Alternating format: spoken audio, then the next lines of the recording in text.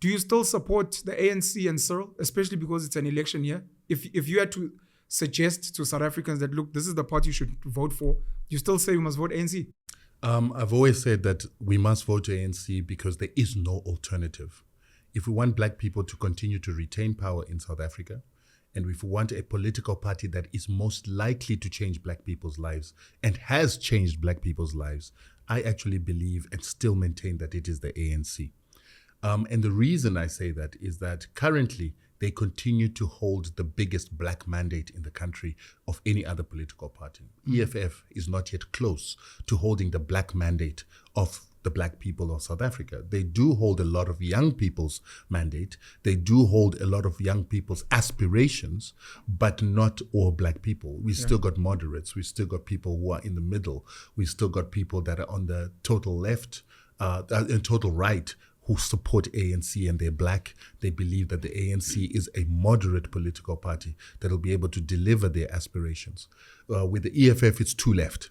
But with the EFF, we've also seen them compromise and holding hands with the right, the DA, a racist political party. The EFF has voted with the DA, given them power in certain metropolitans. And you ask yourself, can they really carry a leftist mandate if they're going to be giving power to the right so that the right can run municipalities, can ingrain its power in those municipalities, and ultimately at the end of the day, make their own electorate, which is a left-leaning electorate, believe that it's okay to vote for a right-leaning racist political party that actually represents the apartheid era. And that's what makes me feel that at least the ANC has not pretended like it can be friends with a right-wing DA. But that's not true. You know, Cyril's ANC is favored by the DA. John Steenhuisen has said they would comfortably go into coalition with the ANC, and Cyril has never said anything bad. He's never upset the DA, which you're accusing of being racist, similar to like a Jacob Zuma, where the country was shut down and there was marching. Are you going to say Julius Malema's EFF, of which, yes, they voted with the DA in certain matters, is more compromised than a Cyril's ANC when it comes to partnering with the DA? Absolutely, because the ANC, even though they had 48% in certain areas and could have chosen to go into a coalition with the DA, they never did that in any municipality. Isn't that arrogance more than anything? Or maybe the ability to get a smaller party, because I just need 1 or 2%.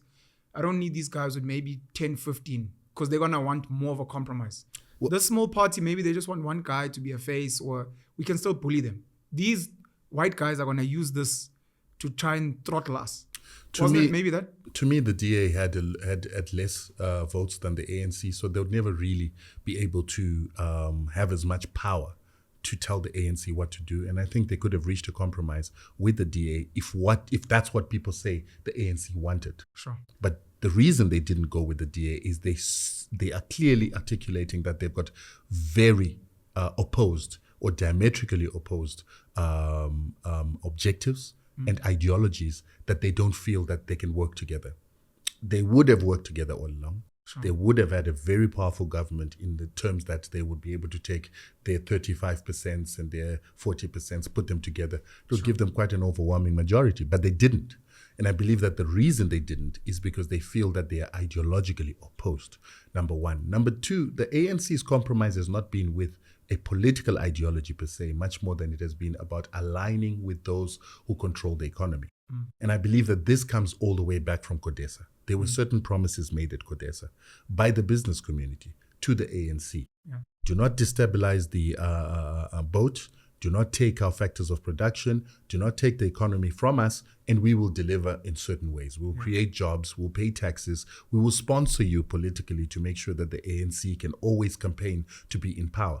But I believe that the business community of South Africa has shown its duplicitousness. The white business community has illustrated that it never really wanted to be in bed with the ANC. It wanted to make black people comfortable. Within that period, it started pushing a neoliberal agenda, and they now feel that they've created circumstances or conditions enough where there's enough educated black people who will be comfortable voting for a white political party. And now that very same business community is reneging on its promise to the ANC, sabotaging the economy, sabotaging the very same companies that they asked the ANC to keep in their hands, sabotaging companies like Eskom, where they continue to get the majority of the contracts and deals.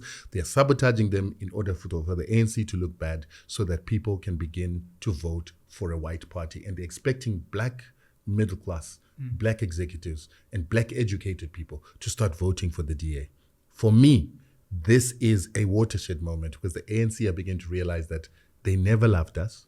They never cared about a black political party being in power, but they actually always wanted to take back power and bring it back to white South Africans legally and democratically so that apartheid can continue politically, legally.